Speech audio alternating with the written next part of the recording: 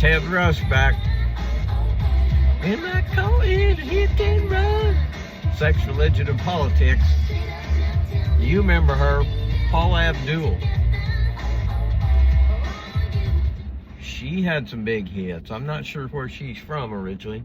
Maybe up around Detroit or maybe Chicago. I can't remember. Yeah, I think she started as a cheerleader, if I'm not mistaken. But she had some good hits, that's for sure. So, anyway, we're getting ready to take a little toke here. You guys getting ready to toke with me? I'm going to hit some Cadillac stuff here. I don't know what the hell this is. XJ13, it says. It is a sativa. That's about all I smoke anymore. Their stuff just kind of, you know, puts me down or something, you know, like indica. They call it couch glue for a reason, you know. Whoa, baby.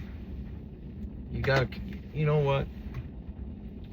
I was thinking about bitching about on the show about these packets. You know why I'm using a knife on them? Is because these are what I call, you know, I don't want to bang on the young generation, but they're all big on flash. They don't give a fuck about whether or not something works. This thing is it looks really cool and everything, but when you tear off where those little notches are, you can tear that off. It's really, really hard to tear off.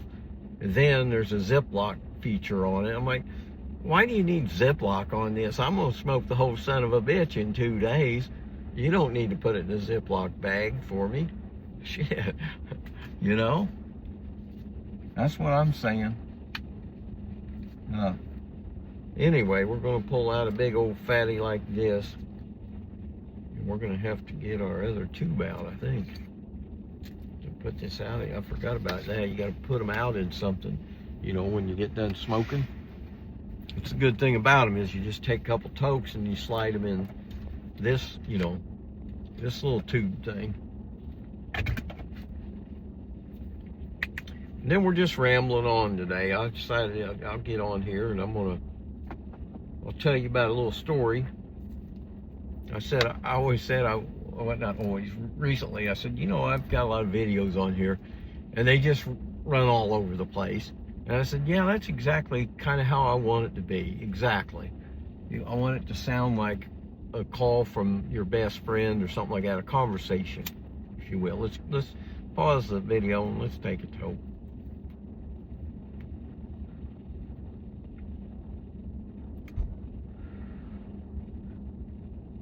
Every weed smoker knows that weed makes you smarter, right? It makes you more careful about everything.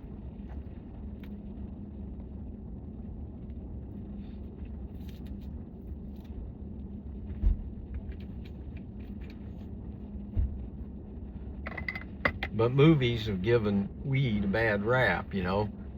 All the weed smokers in movies, you know, Cheech and Chong, Harold and Kumar, and, you know, Snoop Dogg, and everybody's like, you know, kind of made out to be like a dumbass, you know. After you smoke, it's like, I'm Beavis and Butthead, you know. And it's not like that at all. At least it's not for, maybe it's just among smart people. Because the friends I always hung out with that smoked, which is not all that many, but most tokers were okay talking about a huge variety of subjects. I mean, we can be talking about old muscle cars for 1 minute, and then talking about politics the next minute, and then one of us sharing a story about getting divorced or whatever, you know. I mean, that's what friends do, is just ramble on and chit chat. And that's one of the most damaging effects of this, what we've experienced in our country, this divisiveness, you know, in not having enough time because you have to work an extra job just to buy the food that you're eating. That's not much fun, guys. And it's not the way life's supposed to be.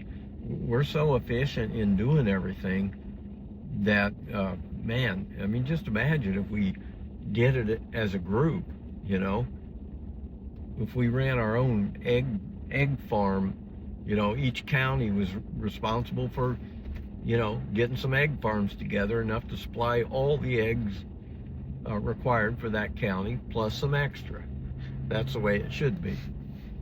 Spread out the work, and you won't need as much welfare, I'll tell you that, once you direct people's work. Anyway, I was talking to my brother on the phone, and he was saying, we were just talking generally, and I said, yeah, I just couldn't think of a subject to write about, or to video yesterday, I think it was. And then we went on talking and whatnot, and we were talking about politics, and I said, yeah, that was one of the biggest disappointments I've had is, I tried to run for a U.S. House seat out in California as a Democrat in the Democrat Party, a Bernie Sanders supporter. They kicked me out. They hated me. They do not like white people. They don't like people with Southern accents. They don't like men. And it's like, okay, I didn't feel welcomed at all in that party. So, it wasn't just for politics, but my mom was getting older, and I thought, maybe I'll just go back there and take care of Mom, and I'll do some work, but I can take some time to do politics. So I went back there, and I talked to, the Republican of the county, the Republican chairman of the GOP in Davis County. Turns out it's my old classmate, Jan Poindexter. I think her last name's Hicks now. But I said, Jan, I wouldn't mind running for a U.S. House seat. And she said, oh, yeah, you can't do that. And I said, is that right? And she said, no, we've already got a Republican in the House. I can't remember his name now, the doctor that was in there. And I said, well, that's not really how it works, is it? Oh, yeah, it does nowadays. You see, you can't just run for something like that. And I said, well, my brother's college friend, he did that. He came right out of the power plants to be a U.S. House member. He ran for 8 years. He promised everybody he was only going to run for 8 years. After 8 years, they kicked him out. He was trying to run again. They kicked him out and said, no, you said 8 years and you're out of here. So anyway, that's the way it was back, when that was 2020, when I moved back to Indiana and talked to, again, my classmate. And I said, well, that's interesting. So I got a hold of the Libertarian Party and started talking to these guys. And not a pretty sight either. I mean, they promised me this or that, but they just fucking lied to me. It's the most corrupt party. Well, it's as corrupt as the Democrat Party or the Republican Party, for that matter. I mean, the Republican Party's telling me I can't run. Even if I join the party, I can't challenge a sitting House member. And, I thought, wow, this is really weird. And then after meeting the Libertarians and seeing how they lied to me, basically, oh, you can have Marion County. You can run as a whatever district that is up there in the Marion County race. And yeah, they screwed me. And after that, I said, God, this is, why our country is corrupt is because of these political parties. The people running these things are not the sharpest tools in the shed. They're just people who know how to go along and get along. Like my former classmate. Yeah, all she does is go to attend some meetings. They tell her some shit. She repeats it to me. You can't run against, what's his, god dang it, a doctor. I can't remember his name now. In the 8th district down there in Indiana. And I thought, this is exactly how they're controlling our country. They only let people get up and talk if they've been approved. That is, if they're not going to talk off the cuff, off the subject, off the top of your head. No, you're not going to do that. You're going to release statements that are coming from the very top. And these statements are just, they're just generic bullshit. We stand for a better education for our children. That's what we stand for. Well, is there anybody standing for a worser education? No. But our education gets worse year after year. Nobody will talk about why. Think about it. My high school graduated about 80 people. I'm not sure any high school should graduate more than that, or 100. I think most schools got way too big during our consolidation of the, I don't know, that may have started in the 60s, but certainly in the 70s and 80s, we consolidated schools to make them much larger. And I think we lost something. To tell you the truth, I think we lost something. I would suggest, elementary schools, or, just in the first grade, you could have 2 classes. Each class is, 25, 30 kids, like when I went to school. And then, when you get to high school, I would say that you really shouldn't be graduating more than, say, 100, so that all kids can know all the other kids and, get along better. You're not going to have these school shootings if everybody knows one another. If they've been raised together since first grade, they're going to respect each other. So, anyway, we got talking about, back to my phone call, and I was telling my brother when we got talking about class, he was saying, well, next time you go to your class reunion, I said, I doubt if I'll go to another class reunion. And he's like, why is that? And I said, well, one of the biggest disappointments of my political life, I've been kicked out of the Democrat Party in California for being too Bernie Sanders. I came to Indiana and told Jan Poindexter that I'm a Bernie Sanders Trumper. They're both the same on immigration and trade. Trump, Bernie Sanders, same views. Boom, they mesh. So I said, okay, I'll be a Trumper. I'll run down here. These guys aren't, this doctor is not a Trumper enough. Well, they told me I could. So I went to the Libertarian Party and was launching a bid for that district in Indianapolis, which is one of the 2 districts that's held by Democrats. And I thought, well, if I can get in there, if I get my name on the ballot, it's not like it's so heavy of a Democrat area that I couldn't break it. An independent could do a lot of damage in that race. Well, just like in California, there's a lot of independent folks that would love an independent choice. And, well, again, that's one problem with our country, right? We don't get independent choices. So anyway, I was telling my brother, look, that was kind of disappointing, seeing how many of my classmates have become these, just Trumpers. They're just,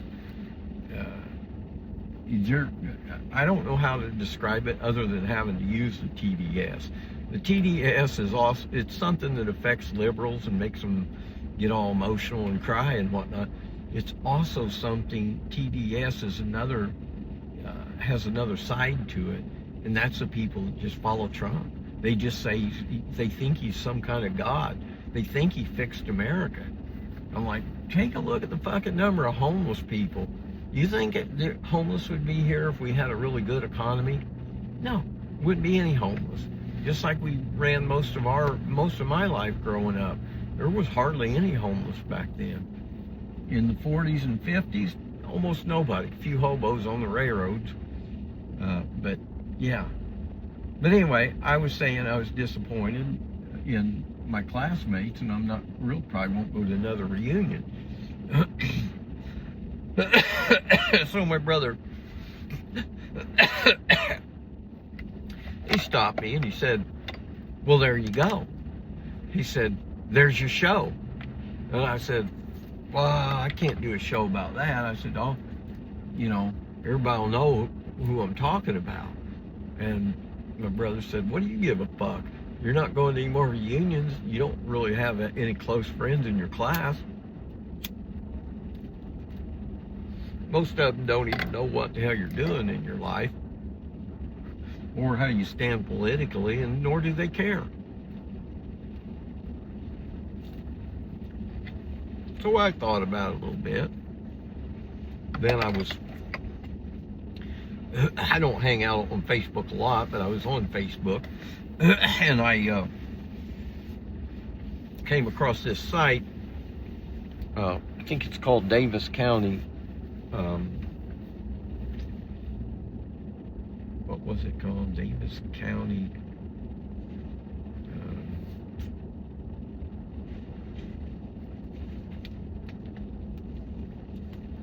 Trying to think of it. What the other term? There was a third word on there.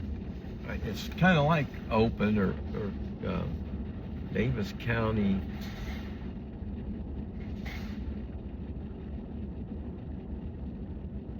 You know, kind of like conversation. Davis County Conversations or something like that. And oh yeah, one of my classmates was on there, and they're talking the radical shit, just like old Beckwith up there, the lieutenant governor. What a whistle dick. You know, he's, oh, we need to get these Muslim calls to prayer and blah blah blah. We need to stop this. And you know, like, well, as long as you're going to stop the Catholic Church from ringing their bell too, you know, because they're talking about burqas. Do you think burqas should be outlawed, like girls wearing their burqas, which is what the Muslims wear? Sometimes it just comes around the face like this and covers the hair.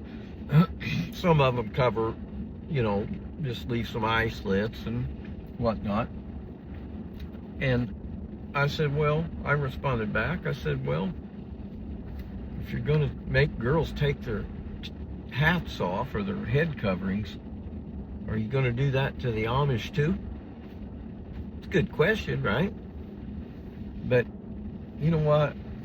That's the disappointing part, is I don't think a lot of people have the ability to think open-minded. All they know is the hate train.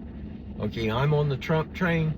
Trump's saying, you know, Muslims are all out to kill us and all this. Communism's coming. I'm like, dude, we already lived through all this shit back in the 80s. You know, remember we had to, and when we were kids, we had to get under our desk and, you know, because the communists were going to get us and all this shit. You know what? I think your government's been lying to you. And that's kind of what I told this guy. He said, he came back with a harsh comment because I questioned, you know, something like that. Well, are you going to do this to the Amish too? And, you know, just to see if it's just actually just a religious prejudice. And he's coming back like something, you've been smoking too much weed and blah, blah, blah. And I'm like, you know, this guy was our class weed smoker, you know.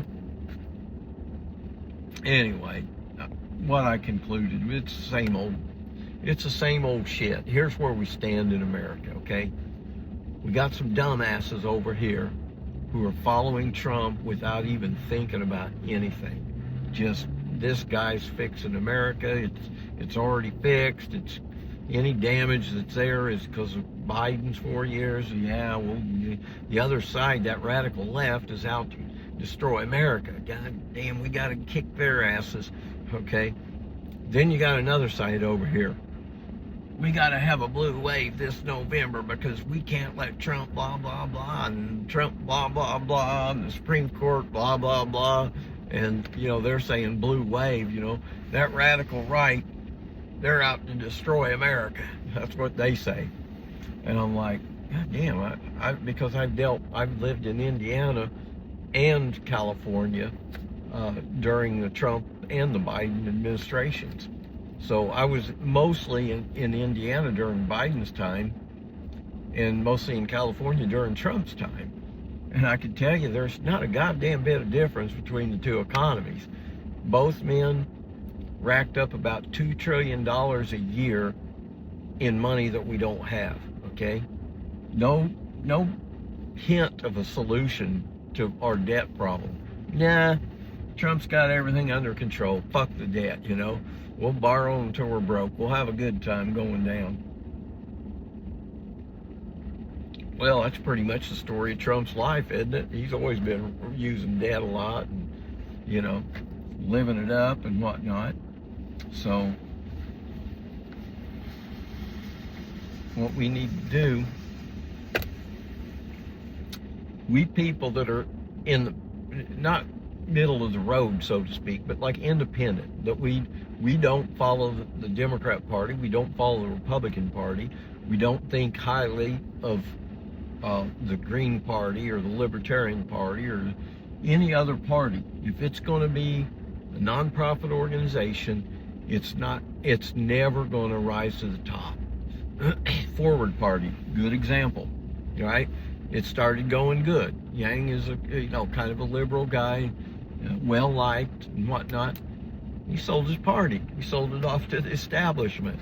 They wound it down. Now it's just a little fucking joke of a Facebook page, and that's just the way it is. So, anyways, I kind of agreed with my brother on that call. Yeah, don't be afraid to talk about anything. If it's your classmates, just, they're not going to see these videos anyway. Well, actually, I do have one who's following. He can pass those along. He's a Trumper. That's Hubie, by the way. Hubie, if you're out there, if you're following me, listen, I'm not a crazy-ass left-wing liberal Democrat, okay? I'm an independent who believes in solving our problems, okay? We got a problem with health care, and nobody wants to touch it. Trump said he was going to do it. He didn't do shit. Just like everything. Trump said he's going to bring jobs back. No, more jobs went overseas. He said he's going to close the border. He brought in Haitians with welfare benefits so they could kick the Mexicans out because they wasn't working hard enough. That's my take on it. As long as you guys are following one of these two parties, us independents and non-voters, I'm a non-voter now and I'm proud of it. Us independents and non-voters are losing our patience.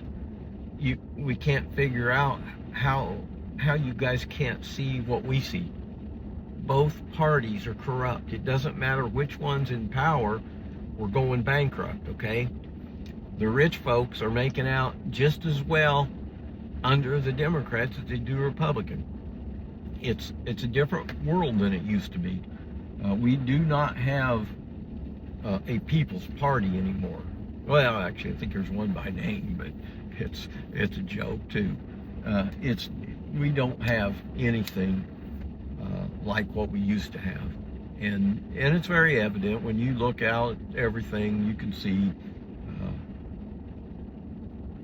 pretty rough out there. So anyway, that's my take on that, and the rub and tug report's coming up here in a little bit, and I'd like to say y'all take care and God bless.